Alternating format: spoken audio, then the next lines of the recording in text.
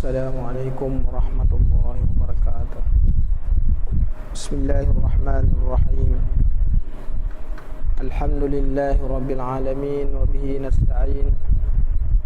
Wassalatu wassalamu ala asyrafil anbiya'i wal mursalin wa ala alihi wa sahbihi ajma'in. Rabbi shrah li sadri wa yassir li amri wahlul 'uqdatam min lisani yafqahu qawli. Rabbana iftah bainana wa bain qaumina bil haqq wa anta khairul fatihin. Wala hawla wala quwwata illa billahil aliyyil 'azim. Allahumma la sahla illa ma ja'altahu sahla wa anta taj'alul hazna idza syi'ta sahla. Subhanaka la ilma lana illa ma 'allamtana innaka antal alimul hakim. Wala hawla wala quwwata illa billahil aliyyil 'azim. Amma ba'd. Alhamdulillah, kita bersyukur kepada Allah Subhanahu wa taala.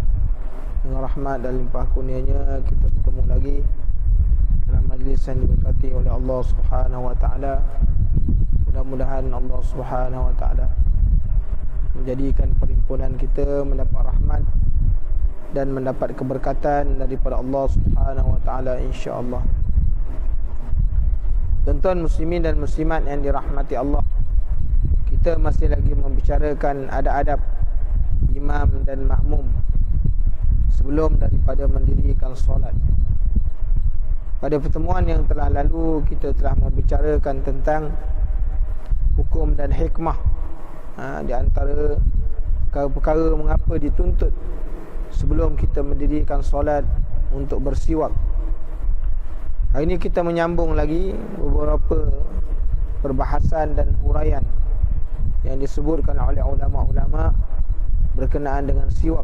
Kita berada pada muka surat 109 pada soalan, bilakah waktu yang disunatkan bersiwak dalam hadis Abu Hurairah di atas, semasa melakukan sunat-sunat wuduk atau sejurus sebelum mengangkat takbiratul ihram.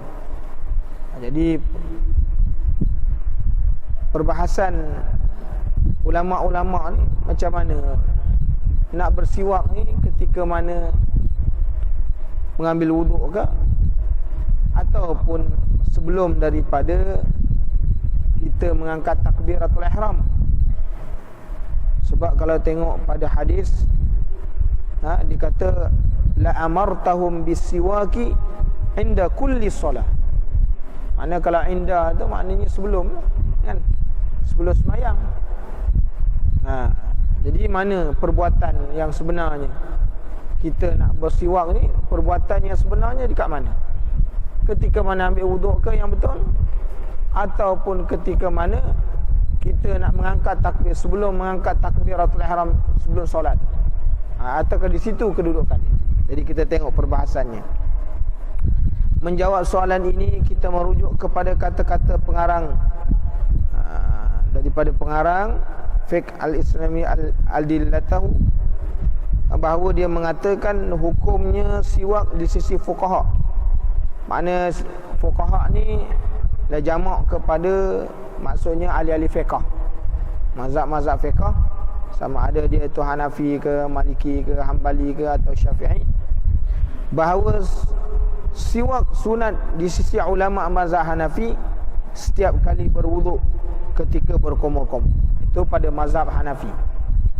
Mana Hanafi mengatakan bersiwak ni iaitu ketika mana kita berada dalam keadaan berwuduk, nak berwuduk.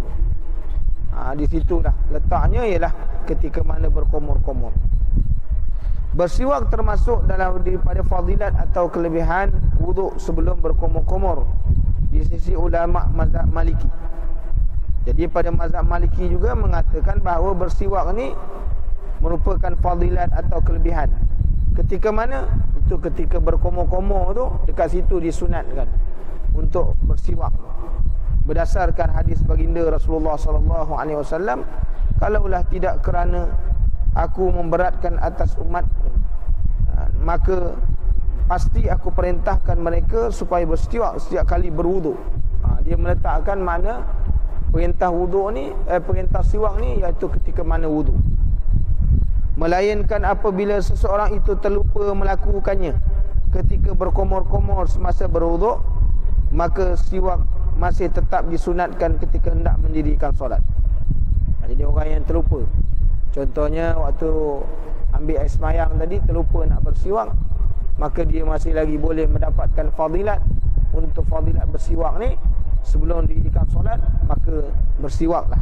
Nah, maka dikata siwak di sisi ulama mazhab Syafi'i dan Hambali adalah sunat yang disukai setiap kali hendak mendirikan solat berdasarkan hadis Abi Hurairah yang telah lalu dengan riwayat yang ramai. Dan siwak juga sunat ketika mana berwuduk, selepas membasuh kedua tangan, kedua tapak tangan dan sebelum berkumur-kumur. Jadi pada mazhab Syafi'i dan Hambali ni, dia dalam dua keadaan. Dalam dua keadaan. Keadaan yang pertama ni berpandu kepada hadis, maka yang afdalnya ialah ketika mana seorang itu nak mendirikan solat, itu pandu kepada hadis, waktu yang disukai. Pada mazhab ini ialah ketika mana nak mendirikan solat berpandu kepada hadis. Dan sunat juga maknanya selain ketika mana nak mendirikan solat ni tadi bersiwak, sunat juga kita bersiwak ketika mana mengambil wuduk. Maknanya nak menunjukkan kepada kita ni, pada mazhab Syafi'i dan Hambali, dia letak pada dua-dua keadaan. Makna waktu berwuduk pun disuruh, maka yang lebih-lebih afdal itu iaitu ketika mana nak mendirikan solat itu jangan ditinggalkan. Makna kalau pada waktu semayang sebelum nak mengambil wuduk pun disuruh, apatah lagi ketika nak mendirikan solat, lebih-lebih lagi keadaan yang disuruh, kan? Imam Nawawi pula berkata dalam kitabnya Al-Majmu', berkata apabila seseorang itu ingin menunaikan solat yang mempunyai beberapa salam seperti tarawih, duha, 4 rakaat sunat zuhur atau asar, tahajud yang seumpamanya, maka disunatkan kepadanya untuk bersiwak setiap 2 rakaat berdasarkan kepada sabda Nabi SAW, pasti aku perintahkan kepada mereka supaya bersiwak setiap kali sebelum solat atau setiap kali solat. Jadi Al-Imam Nawawi mengatakan bahawa dia kata melakukan siwak ni, dia adalah pada semayang-semayang yang salamnya, yang mana salamnya banyak. Dia ada salam, ada 4 rakaat 2 kali salam, ada 4 rakaat sekali salam. Jadi kalaulah sekiranya kita melakukan solat yang 2 rakaat tak, maka ini adalah solat yang dituntut memperbanyakkan siwak kepada dia. Contohnya apa? Solat tarawih. Solat tarawih ni kita buat 20, maka sunat setiap kali 2 rakaat siwak. Sunat setiap kali 2 rakaat. Begitu juga solat duha. Solat duha ni 8 rakaat. Setiap 2 rakaat bersiwak. Begitu juga orang yang melakukan solat zuhur, sunat zuhur qabliyah tu, dia buat 4. Kan? 4 dengan 2 kali salam, maka 2 rakaat disunatkan bersiwak. Begitu juga solat asar. Begitu juga tahajud, kan? Orang melakukan solat tahajud sunat kepada dia bersiwak dan seumpamanya, kerana dia pegang pada hadis yang menunjukkan bahawa perintah Rasulullah SAW supaya bersiwak setiap kali solat, ataupun maknanya sebelum daripada melakukan solat tersebut. Jadi ala kulli halnya tuan-tuan muslimin dan muslimat yang dirahmati Allah, dalam bab bersiwak ni kalau boleh jangan tinggalkan.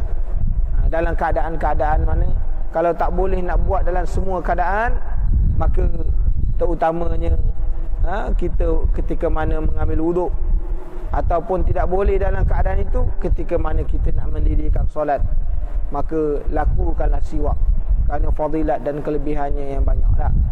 Kerana semayang orang yang bersiwak ni maka lebih afdal daripada lebih baik daripada orang yang semayang yang tidak bersiwak. Bukan makna tak sah, maknanya kedudukan mereka ni, kedudukan dia kan.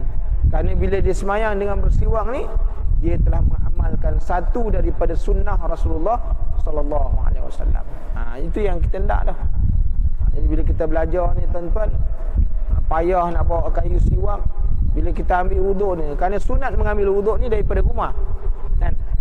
Sunat mengambil wuduk daripada rumah, kecuali kalau terbatal. Jadi kita berwuduk di rumah tu, siwak siap-siap, gosok gigi siap-siap kan. Datang masjid, kecuali terbatal, okey tak apalah, ambil wuduk. Afdal tu mengambil wuduk di rumah kan. Jadi ini, dan Rasulullah sallallahu alaihi wasallam sabda dalam hadisnya, an Abi Salamah bin Abdurrahman an Zaid bin Khalid Juhaini qala sami'tu Rasulullah sallallahu alaihi wasallam yaqulu laula an ashukka ala ummati la amartuhum bisiwaki 'inda kulli salati. Qala Abu Salamah fara'aitu Zaidan yajlisu fil masjidi wa inna siwaka min udhunihi mawdi'al qalami min udhuni katib. Fakullama qama ila salati istaka. Wa fil lafzil Tirmizi la yaqumu ila salati illa istanna summa raddu ila mawdi'i. Qala Abu Isa hadza hadithun hasanus sahih. Daripada Abi Salamah bin Abdurrahman daripada Zaid bin Khalid Al-Juhaini, beliau berkata, aku telah mendengar Rasulullah sallallahu alaihi wasallam bersabda, kalaulah tidak kerana aku memberatkan umatku, nascaya aku perintahkan mereka bersiwak setiap kali sebelum solat. Ini mereka pegang tuan-tuan. Mana ulama-ulama yang mengatakan bahawa siwak sebelum solat, mereka pegang kepada hadis ini. Ada yang mengatakan bahawa bersiwak ketika mana wuduk, mereka pegang ada hadis yang disuruh bersiwak ketika mana wuduk tak? Jadi mereka ni ada hujah. Jadi dengan sebab tu masalah-masalah ni jangan jadi pertikaian. Jangan jadi pertikaian kan. Nak takbir tu ada niat kata ni, jangan jadi pertikaian tuan-tuan. Kerana ulama-ulama dia pegang hadis-hadis. Ini bila dia masukkan dalam YouTube dalam bentuk, orang jadi keliru. Dan manusia ni bukan semua yang pandai macam dia. Manusia jadi keliru. Dok selama ni kita angkat takbir Allahu Akbar, kita memasukkan niat ada qasad ta'arud ta'yin. Jadi keliru, dia kata niat tak ada qasad ta'arud ta'yin. Jadi pening kepala kita dah. Jadi ini jadi masalah. Yang tukang viral pun satu masalah juga. Jadi manusia jadi porak peranda belaka. Kerana mereka jadi apa? Bila ibadat jadi keliru dah, taradud dah. Yang selama ni aku buat betul tak betul. Ini jadi masalah dia tuan-tuan. Dalam keadaan orang awam tu, benda-benda yang macam ni tak boleh dibawa begitu. Dan masyarakat pula, orang yang viral ni ambil yang potongan-potongan aja. Dia tak ambil secara penuh. Ini jadi masalah, melaga-lagakan ulama-ulama pula. Jadi susah tuan-tuan. Ini ulama-ulama mutakhir buat sesuatu kenyataan yang nak mendapat publicity dan nama, nak cari keuntungan dan sebagainya.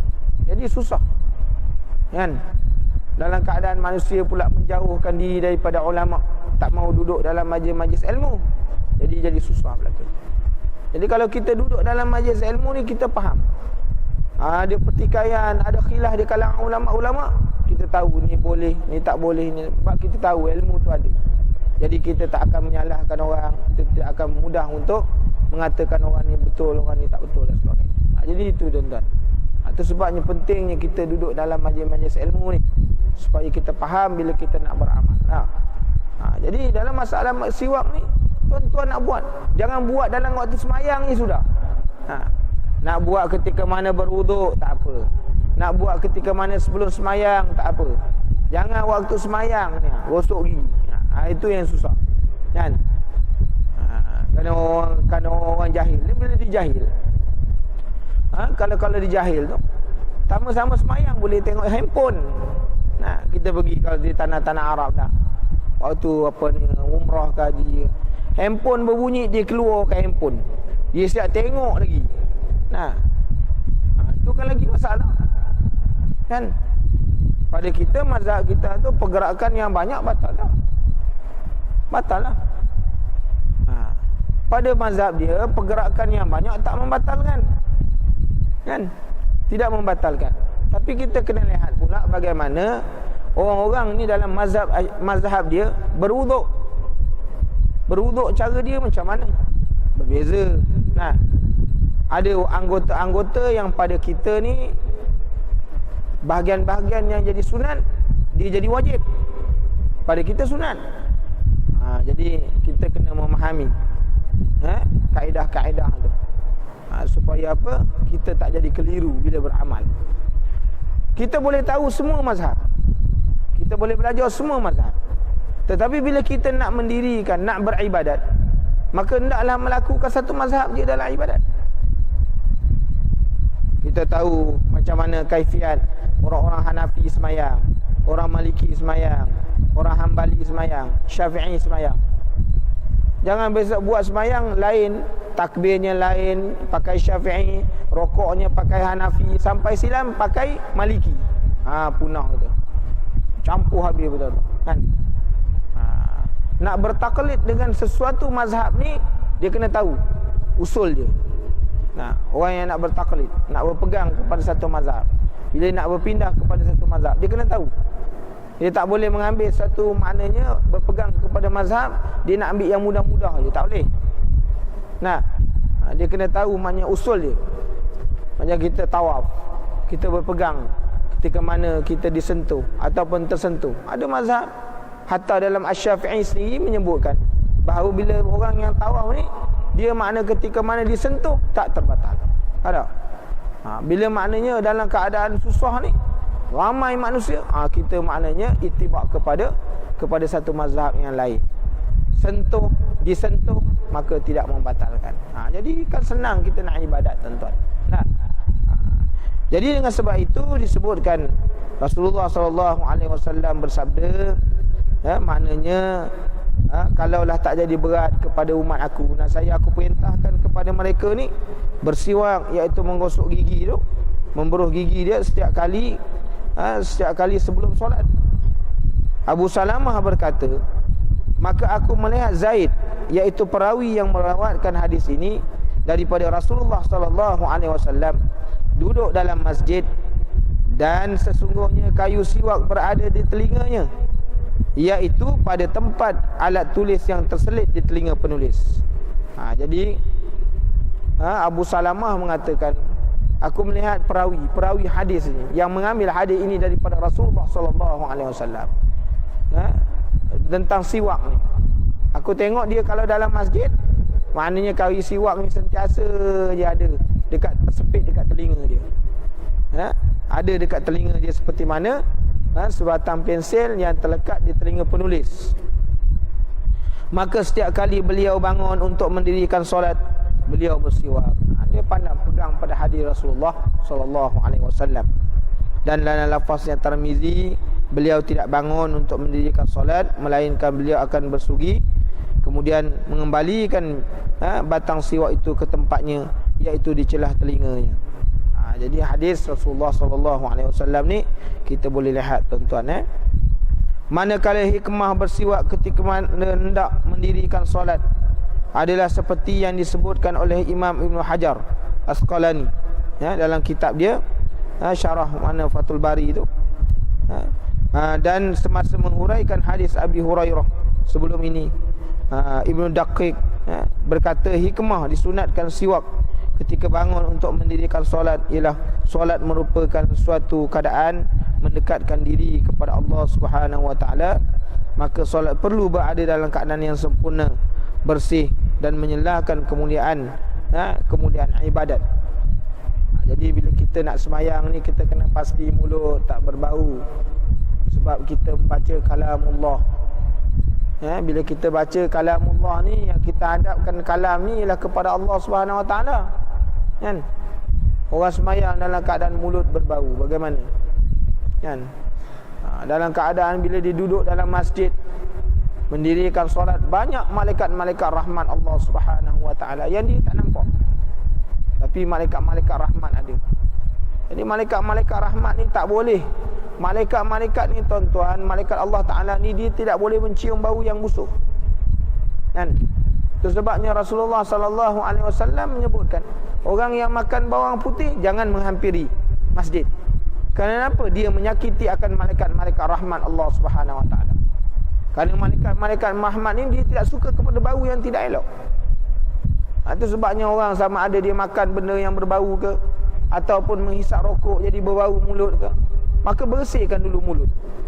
Supaya apa? Bila dia masuk dalam rumah Allah Subhanahu Wa Taala, walaupun dia tidak menyakiti manusia, mungkin dia tidak bercakap dengan manusia, tetapi bila dia membaca ayat-ayat Quran dalam sembahyang ke, di luar sembahyang ke, berbau, maka malaikat-malaikat yang ada dalam rumah Allah Subhanahu Wa Taala akan rasa, tuan-tuan.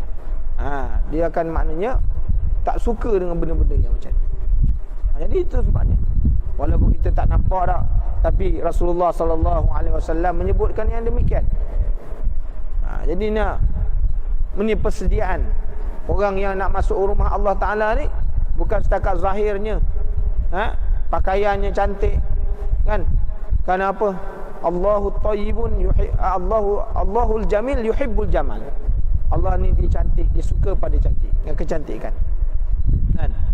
Maknanya bila kita masuk masjid, memang disuruh kita memakai hiasan, pakaian-pakaian yang elok. Kan?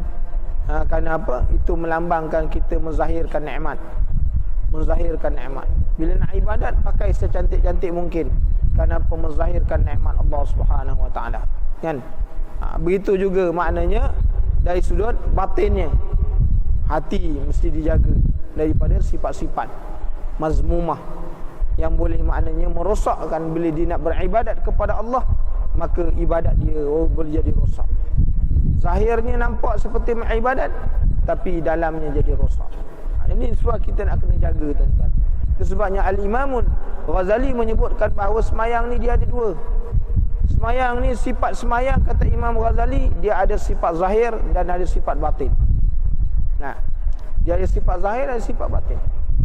Maka orang yang mendirikan solat, apabila dia menjaga sifat zahirnya, dalam keadaan sifat batin itu tidak dijaga, dia umpamanya seorang yang memberikan hadiah kepada raja, tetapi puteri yang diberikan hadiah, seorang puteri yang diberikan kepada raja itu ialah puteri yang mati, yang ada jasad aja tapi nyawa tak ada. Tapi kalau sekiranya dia pula memberikan kepada, dia semayang dalam keadaan dia jaga batinnya, zahirnya dia tak jaga, ibaratnya memberi seorang puteri kepada raja, puterinya hidup tetapi dia puteri yang cacat, buta, kodong. Jadi sudah tentu maknanya apa yang diberikan kepada raja itu menyebabkan jadi kemurkaan kepada raja. Apatah lagi kalau kita ni memberikan kepada Allah, mempersembahkan sesuatu kepada Allah Subhanahu Wa Taala. Lebih-lebih lagi yang kita nak jaga, tuan-tuan muslimin dan muslimat yang dirahmati Allah. Yang ketiganya, alat-alat siwak. Alat-alat siwak. Secara umumnya segala alat yang bersifat kesat dikira melunaskan tuntutan bersiwak.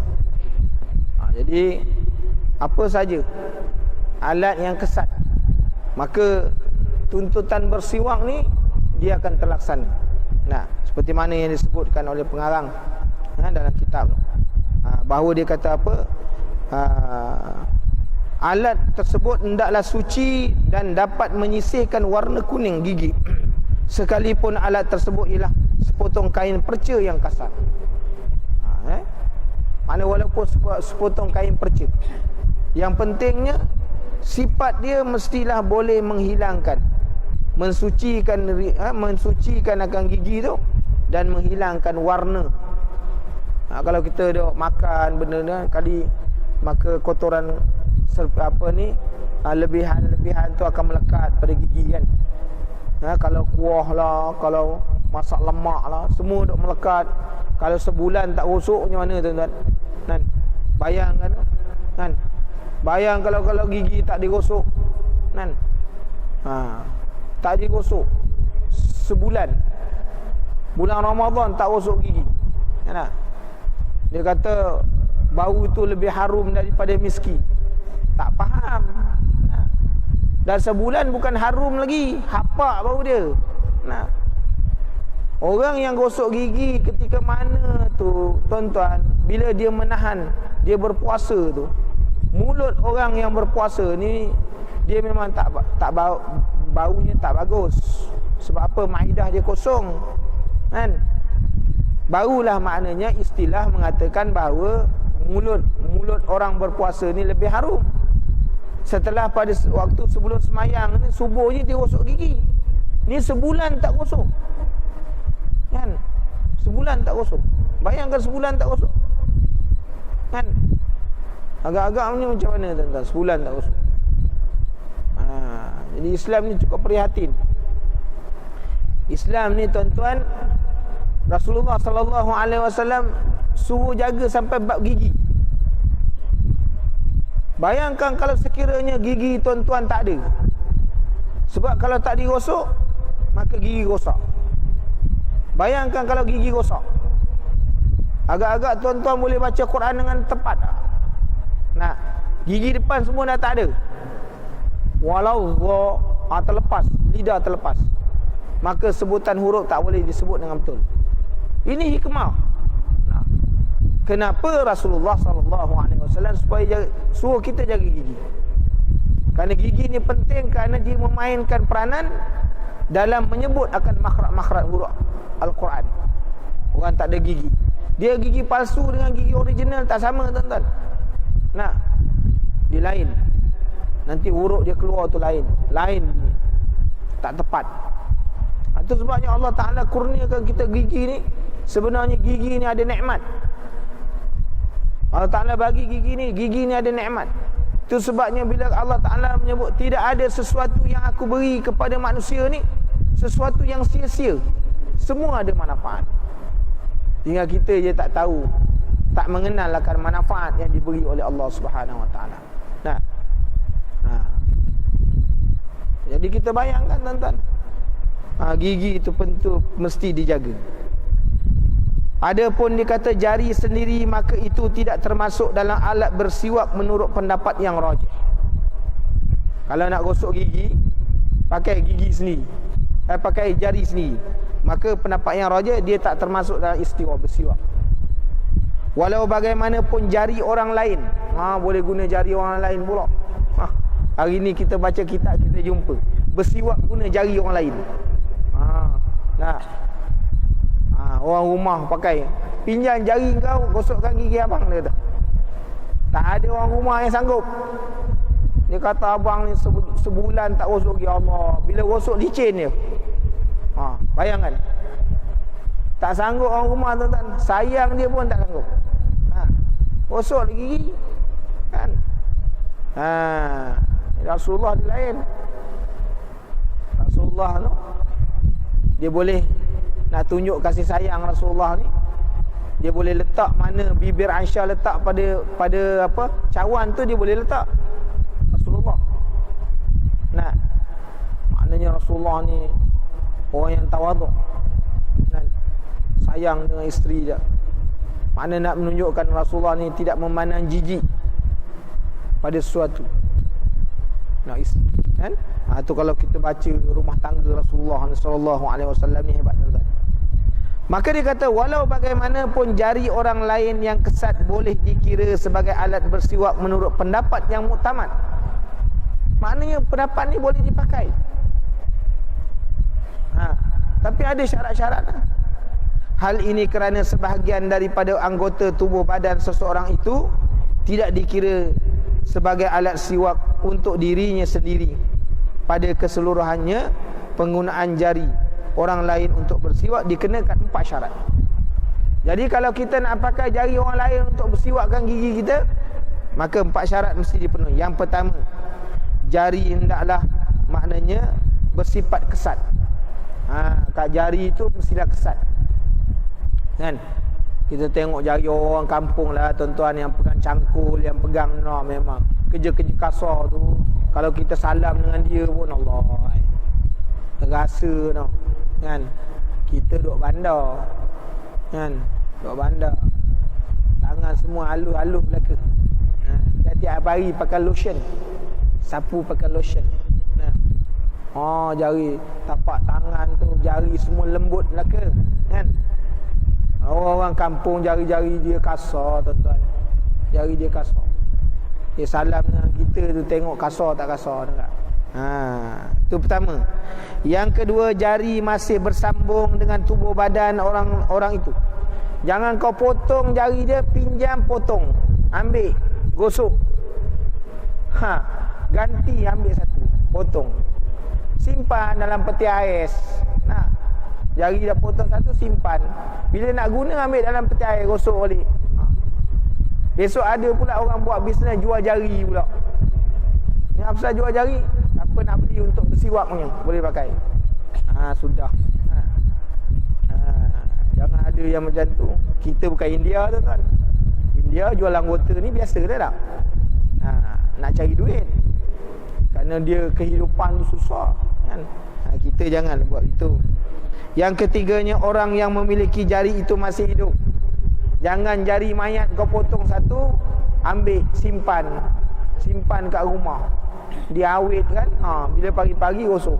Sayang daripada orang rumah tu. Cakap dengan orang yang mandikan mayat, kau potong ke jari orang rumah satu. Kata nak buat apa? Nanti bangun pagi-pagi, ingat orang rumah, jari dia ada dalam mulut aku. Jangan buat macam tu, tuan-tuan. Mestilah maknanya syarat siwak itu dengan menggunakan jari orang lain, orang itu masih hidup, bukan yang dah matinya. Masih hidup lagi. Dan yang keempatnya, jari digunakan setelah mendapat keizinannya. Nak gunakan jari orang lain nak bersiwak, orang tu izin tak izin, hatta walaupun dia isteri sekalipun. Mesti. Awak boleh pinjamkan jari awak, saya nak gosok gigi. Tak payah. Hidup mati semula pun aku tak bagi dia tu. Tak boleh lah, tuan-tuan. Tu banyak buruk gigi kat tu. Ambil. Nak bagi jari, no way dia kata. Sudah. Kena terima hakikat lah tak? Tu waktu syarat dia kan. Walau bagaimanapun alat paling utama yang digunakan untuk bersih gigi itu ialah kayu arak, berdasarkan daripada hadis an Ibni Mas'udin radhiyallahu anhu qala kuntu ajtani li Rasulillah sallallahu alaihi wasallam siwakan minal araki ila akhir. Daripada Abu Mas'ud radhiyallahu an, beliau berkata, aku telah memotongkan Rasulullah sallallahu alaihi wasallam akan menggosok gigi daripada kayu arak untuk Rasulullah sallallahu alaihi wasallam. Jadi kayu arak ni kalau kita pergi sekarang pun dijual lah, tuan-tuan, di kedai-kedai kan. Kedai tu kayu siwak tu, itulah dia. Kayu itulah yang digunakan oleh Rasulullah sallallahu alaihi wasallam. Sebab apa? Kayu tu dia berbau, dia wangi bau dia. Kalau kita gosok, kalau ada sisa makanan pun dia tidak melekat bau dia pada kayu tu kan. Tapi kalau tuan-tuan cari kayu tu, cari yang muda. Kalau kayu yang halus-halus yang masih basah lagi tu, cari yang halus-halus tu, dia memang kalau kita gosok sepanjang masa pun kayu tu tidak akan berubah bau dia kan. Itu sebab dia ada bau. Itu bagus. Zaman dulu mana ada makjun asnan, mana ada ubat gigi kan. Mana ada. Dulu tak ada ubat gigi, tuan-tuan. Maka mereka pakai satu kayu yang ada bau dia. Kalau makna pakai ni, bau mulut hilang. Jadi kita pakai yang tu lah. Kalau kita ni tak jumpa maknanya ada buruh gigi, ada ubat gigi kan, pakailah maknanya seperti mana yang disarankan oleh baginda Rasulullah sallallahu alaihi wasallam. Sebabnya duduk di negara Arab ni payah nak cari makjun asnan. Kita kata ada ubat gigi tak? Kat jual dekat kedai-kedai biasa, payah nak cari. Dia nak cari kat mana tuan-tuan Makjul Asnan ni? Cari kat farmasi. Baru ada. Cari ubat gigi, cari kat farmasi. Baru ada. Itu pun yang ada tak apa-apa brand kan. Kita pun tak pernah dengar. Nah. Dia tak jual dekat kedai-kedai bakalah kan. Kedai-kedai biasa ni tak ada. Nak cari ubat gigi, dia termasuk dalam ubat. Cari dekat farmasi Sadaliyah. Carilah situ, adalah jumpa. Itu pun mahal. Jadi mereka guna mudah je, tepi-tepi jalan je jual. 1 rial kan? Kalau kita tu 1 rial nak habis kan, dah balik sini, pergi balik tak habis-habis lagi kayu tu. Sebab tak tahu pakai. Duk rosok kan, tak tahu pakai. Tak pernah potong, tak pernah gunting pun. Rosok lagi. Dia main gigit dia. Gigit. Kalau gigit embuh kat orang lah tu. Caranya tak berapa betul tak. Orang Arab tu dia pakai tu 2-3 hari habis satu batang. Kan? 2-3 hari habis satu batang. Dia tak pakai sampai dah sampai dah macam ni tuan-tuan. Dah tinggal pontong je. Dia tak pakai gitu. Ini dia panjang, dia pakai. Itu sebabnya dia orang tu kalau dijual tu semua saiz semua sama. Kan? Saiz dia satu genggam 2 jari. Semua saiz dia sama. Tak ada yang pilih. Jadi itu keadaan dia lah. Pakai habis 3 hari habis, 3 hari habis. Kita sampai balik kerja umrah tak habis-habis lagi. Kan? Jadi gitu tuan-tuan muslimin dan muslimat yang dirahmati Allah. Hadis di atas menunjukkan Rasulullah sallallahu alaihi wasallam menggunakan akar pokok arak untuk bersugi. Sebenarnya kayu pokok arak ini mempunyai perbezaan dari sudut kelebihan bergantung kepada keadaannya. Maka turutan jenis kayu bersiwak yang paling utama dinyatakan seperti berikut. Jadi kalau kita tak ada benda-benda alternatif. Yang pertamanya kayu arak. Keutamaannya, yang paling utama kayu arak yang dibasahkan dengan air biasa. Itu sebabnya bila pakai, sebelum pakai tu rendam dulu. Besok nak pakai pagi besok, malam tu gendam dengan kayu tu supaya dia lembut. Kan? Kalau itu macam mana kita nak pakai kayu siwak ni? Malam gendam kan. Besok senang nak buat dia punya berus tu, senang nak buat. Pakai jari pun boleh. Jadi bila dia keras, payah. Kita terpaksa gigit. Jadi kalau dia dah lembut, dia tempat dia gendam, kita pakai jari. Dah boleh dah.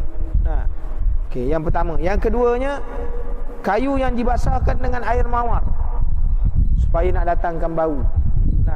Mana gendam. Dan yang ketiganya, kayu yang dibasahkan dengan air liur. Lembut juga. Seperti mana Rasulullah sallallahu alaihi wasallam ketika mana Rasulullah ni dia dalam keadaan dia gering ataupun dalam keadaan Rasulullah tu nak kembali kepada Allah Subhanahu wa taala, ketika mana Rafiqul A'la. Jadi ketika Rasulullah tu dia berada dalam keadaan tenat, Aisyah ni memandang Rasulullah sallallahu alaihi wasallam, dan Aisyah ni memahami seolah-olah walaupun Rasulullah tak bercakap, Rasulullah meminta akan kayu siwak. Lalu Rasulullah pun Aisyah pun mengambil kayu siwak ni dan dia pun menggigit-gigit, membasahkan kayu siwak ni dengan air liurnya. Nak haluskan dia punya depan tu, menggigit-gigit supaya jadi lembut. Dan pada waktu itu kata Aisyah berkata, ketika mana aku memberikan kayu siwak yang telah dilembutkan pada hujungnya, maka pada waktu itu bercampurlah air liurku dengan air liur Rasulullah sallallahu alaihi wasallam sebelum daripada wafatnya Rasulullah sallallahu alaihi wasallam. Allahu akbar tuan-tuan. Kita tengok macam mana kehidupan kan orang yang menyayangi Rasulullah sallallahu alaihi wasallam. Sampai macam tu sekali kehidupan dia di akhir hayat. Sayangnya dia kepada Rasulullah sallallahu alaihi wasallam. sayangnya seorang isteri kepada seorang suaminya. Nah, seorang rasul. Sampai begitu sekali tuan-tuan, kehidupan ini Rasulullah sallallahu alaihi wasallam. Yang keduanya, kalau tak ada kayu arak, maka gunakan pelepah tamar.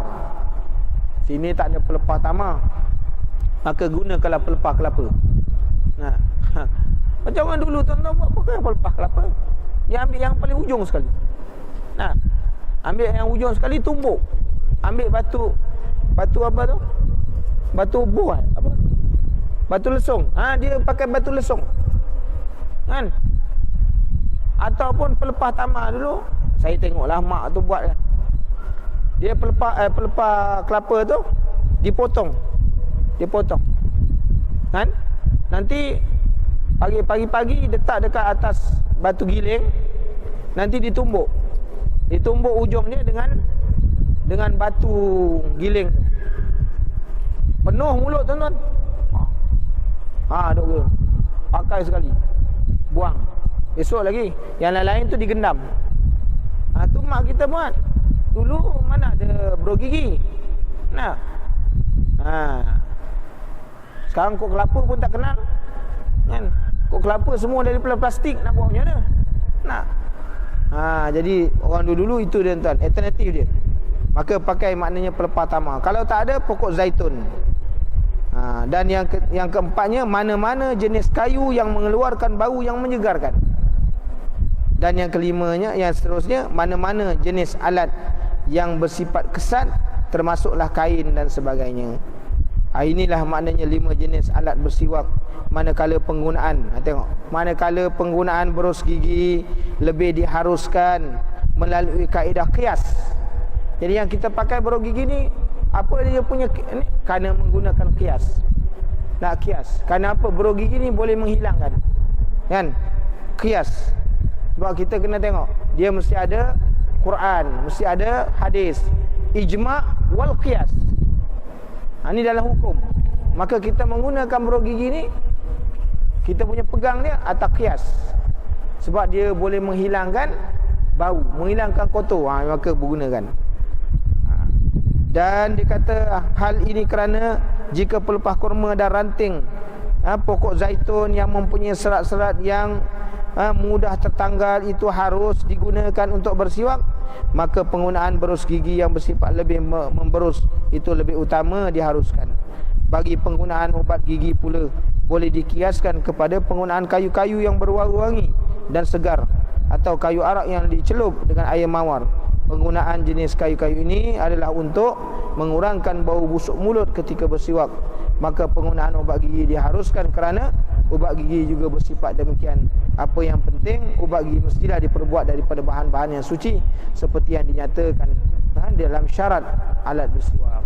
Jadi tuan-tuan, kita guna berus gigi, guna ubat gigi ini adalah dengan jalan qiyas kita ambil. Jadi tak je salah. Nah, ada zaman yang moden ni, maka tak usahlah, kita jangan berbalah-balah lah. Waktu kita ada kayu siwak, guna kayu siwak. Dah tak ada tu, yang ada moden-moden ni, gunakanlah. Yang pentingnya boleh menghilangkan bau tu, insya-Allah kan. Selagi mana dia tak bertentangan dengan syarak. Jadi insya-Allah mudah-mudahan kita dapat pencerahan pada malam ini dan kita boleh beramal dengan ilmu yang kita tahu, insya-Allah. Di panjang umur kita bertemu lagi sekiranya diizinkan oleh Allah Subhanahu wa taala. Bismillahirrahmanirrahim. Alhamdulillahi rabbil alamin, wassalatu wassalamu ala asyrafil anbiya'i wal mursalin wa ala alihi washabbihi ajma'in. Allahumma zidna wa la tanqusna wa akrimna wa la tuhinna wa a'tina wa la tahrimna wa athirna wa la tu'sir alaina wa ardina wa rضa 'anna. Subhanakallahumma wa bihamdika asyhadu an la ilaha illa anta astaghfiruka wa atubu ilaik. Subhana rabbika rabbil izzati amma yasifun wa salamun 'alal mursalin walhamdulillahi rabbil alamin. Barakallahu fiikum. Assalamualaikum warahmatullahi wabarakatuh.